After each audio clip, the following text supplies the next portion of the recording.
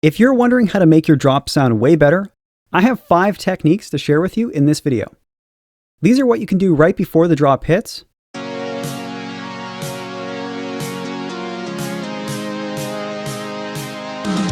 when it hits, and what you can do in the middle of it when it repeats. So if you want to make things more interesting in your music, be sure to stick around for all 5.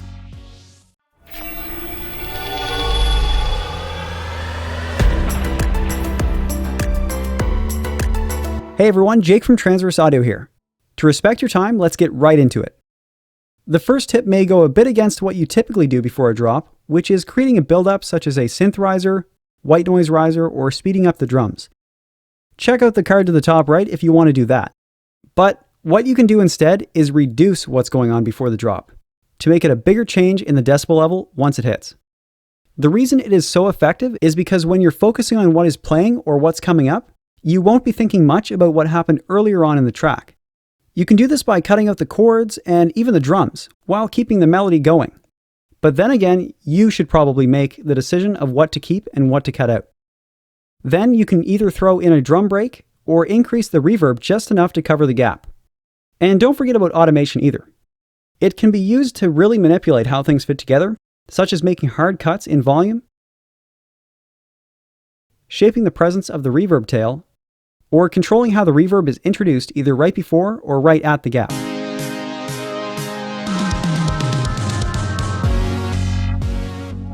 However, I've got another tip for what you can add in the reduced section instead. What you can do is add a mini buildup right before it hits, during the break or reduced section. What this could look like is when you have the vocals or minimal elements continue after the main stuff cuts out, you can throw in a short 3 to 4 bar build with a small gap after it that lines up with the last kick or percussive element in the buildup, which is probably going to be 1 beat long.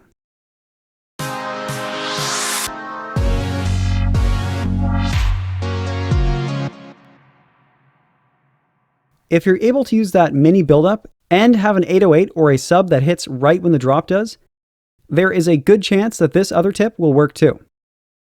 What you can do is take your sub or 808, keep a bit of the middle, and fade it into the drop.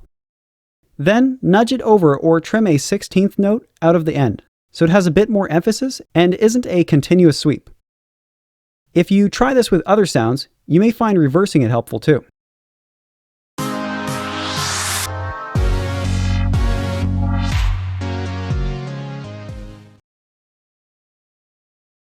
The next tip is what you can do right when the drop hits, and that can be one of 2 things. The first thing you can do is the obvious impact sound effect at the beginning of the first bar of the drop, which is nice, but may limit your creativity or take away from your lead, bass, or other elements. So the other thing you can do if you didn't want to use an impact is to increase the decibel level of the first kick while keeping the rest at a regular level. Now, you don't want the listener to get used to this louder kick drum, as its purpose is to really make a surprising loud sound.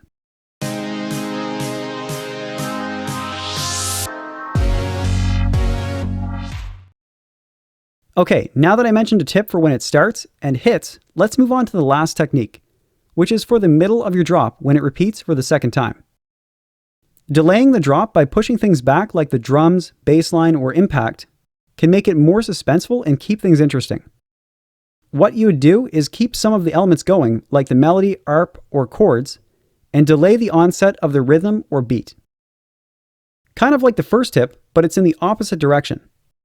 All you need to do is move it over or trim the patterns by 1 beat, and it will be perceived as much more interesting. There we go. Those are some great ways to make a better drop. And hey, leave a comment below with a happy face if you enjoyed this video. And as always, thanks for watching.